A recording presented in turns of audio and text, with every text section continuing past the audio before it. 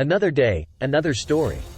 The Battle of Bunker Hill, which took place on June 17, 1775, was a significant engagement during the early stages of the American Revolutionary War. The battle was fought on and around the hills of Breed's Hill and Bunker Hill, located in Charlestown, Massachusetts, near Boston. Welcome to Tabot Eminent Channel. Although named after Bunker Hill, most of the action actually occurred on Breed's Hill. At the time, the British Army was occupying Boston, and the American rebels, who sought independence from Britain, were determined to confront them. On the night of June 16, 1775, American Colonel William Prescott led a force of about 1,200 colonial militiamen to occupy and fortify Breed's Hill. They chose Breed's Hill because it offered a strategic vantage point overlooking both Boston and the surrounding harbor. Contrary to popular belief, the rebels did not fortify Bunker Hill itself. Due to a mix-up in orders, the colonial forces ended up constructing their earthworks and fortifications on Breed's Hill, which was closer to Boston and had a better strategic advantage. When the British discovered the American fortifications on the morning of June 17, they realized they needed to dislodge the rebels from their positions to maintain control of the city. British General William Howe devised a plan to attack the American positions head-on. He planned to launch a two-pronged assault. One force would attack the American left flank, and another would attack the center. Around noon, the British launched their assault on the rebel positions. As the British troops advanced up the hill, the American militiamen held their fire until the enemy was within close range.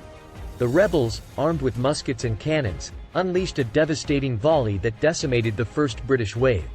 Despite the heavy losses, the British troops reorganized and launched a second attack.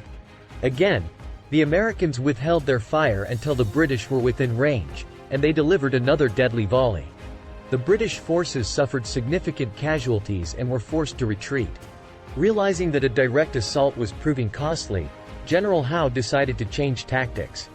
He ordered his troops to flank the American positions by landing a force on the undefended Charlestown Peninsula. The American militiamen, low on ammunition and exhausted from the intense fighting, were unable to hold their positions against the flanking maneuver. The British troops successfully seized the Charlestown Peninsula and launched a third assault on the American fortifications. This time, the rebels were unable to hold their ground. The British overwhelmed the remaining defenders and forced them to retreat. Although the British won the Battle of Bunker Hill, their victory came at a high cost. They suffered heavy casualties, including many officers. The British losses amounted to over 1,000 soldiers, including about 226 killed and 828 wounded.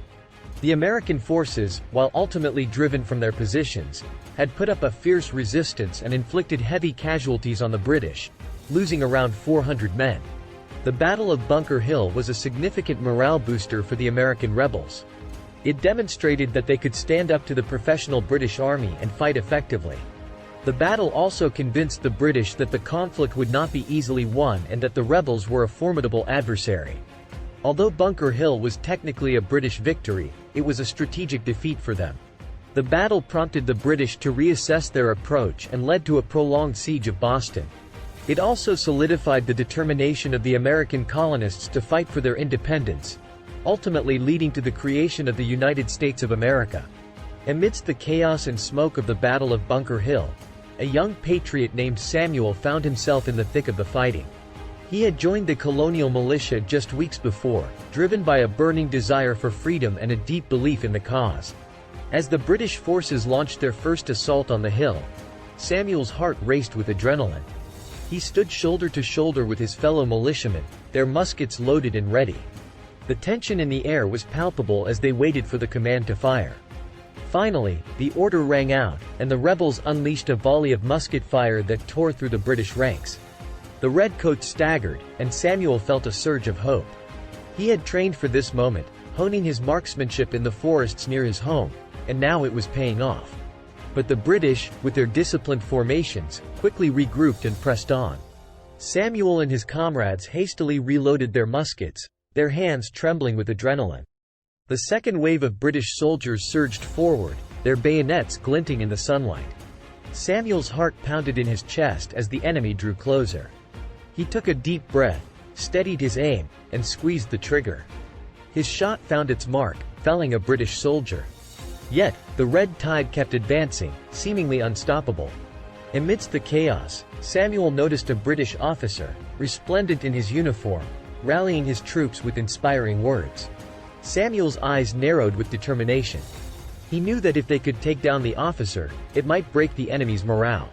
With newfound resolve, Samuel joined a group of rebels as they charged toward the officer. The clash was fierce, with swords and bayonets clashing in a deadly dance. Samuel fought with all his might, his mind focused on a singular goal. Finally, after what seemed like an eternity, Samuel came face to face with the officer. They locked eyes, their expressions mirroring the intensity of the battle around them. With a swift strike, Samuel's blade found its mark, and the officer fell to the ground. The British soldiers, witnessing the fall of their leader, wavered for a moment. It was the opening the rebels needed. Samuel's fellow patriots surged forward, their battle cries echoing across the hill. Inspired by their bravery, Samuel fought on, his spirit aflame. But despite their valiant efforts, the colonial forces eventually succumbed to the superior numbers and firepower of the British. As Samuel made his retreat, his heart heavy with the loss, he looked back at the smoke-shrouded battlefield. Though the Americans had been forced to relinquish their positions, they had shown the world that they would fight for their freedom with unwavering determination. Years later, as Samuel recounted his experiences during the Battle of Bunker Hill, he spoke of the camaraderie and sacrifice he witnessed that day. The battle had left an indelible mark on his soul, fueling his resolve to continue fighting for liberty until the final victory was won. Thanks for watching. Request you to subscribe the channel.